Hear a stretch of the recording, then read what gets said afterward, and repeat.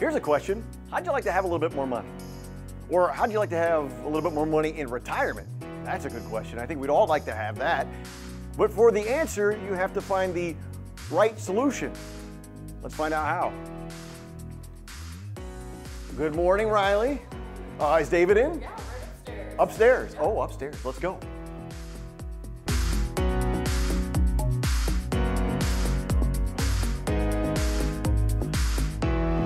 Interest rates by a quarter basis point.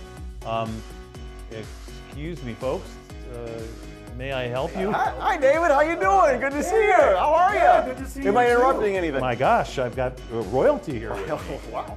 I just got coordinated last weekend. What are we doing? Anything good? Well, we're talking a little bit about inflation and the Fed rate hikes. Do you have anything you want to share with us? Your insight. Yes. Buy low, sell high. How was that? That is the best advice I could give. Awesome.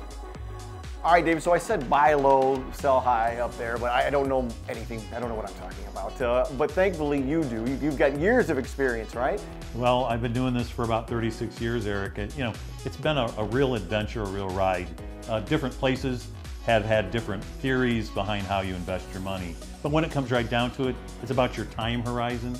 It's about how old you are, and a young guy like yourself would invest a little differently than somebody a little bit older, right? So time horizon has a lot to do with it. And when I'm younger, I invest differently than when I need more defense with my investments as I age. So it's very important to understand what money means to you at your particular age in life. Sure, so you've been doing this for over 3 decades, and Yes, I imagine sir. you've seen some ups and downs and wild rides, right? Absolutely. I mean, I started in the mid-'80s after a teaching career and worked with some insurance companies and then morphed into more of an independent model. And now I'm with a firm that I've been with now for the past several years that understands retirees, specifically pre and post retirees, because the market we're dealing with today is so unlike anything we've seen in the the 2000s and even in the late 90s. It's a totally different ball game today. So you said you started in the 80s. Yes, now, I did. Back in the day, people would just take the money and they'd stick it in the bank and hope the interest would grow and grow.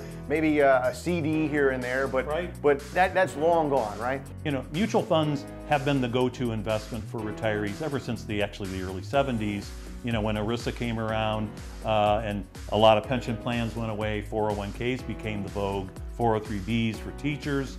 And so a lot of my early work was in mutual fund investing. But the problem as you age is that mutual funds begin to kind of be more of a disease of ease. The reason I say that is because mutual funds are great accumulation vehicles, but not maybe as great in distribution of income. So this is some complicated stuff, but you make it easy to understand. Thank you. I've got a background as a teacher. Okay, You want to take some notes on this? I'm ready. Well, aren't you just Johnny on the spot? Let's go. Let's talk about this. So, we have an equation for investors. Total return equals income plus growth.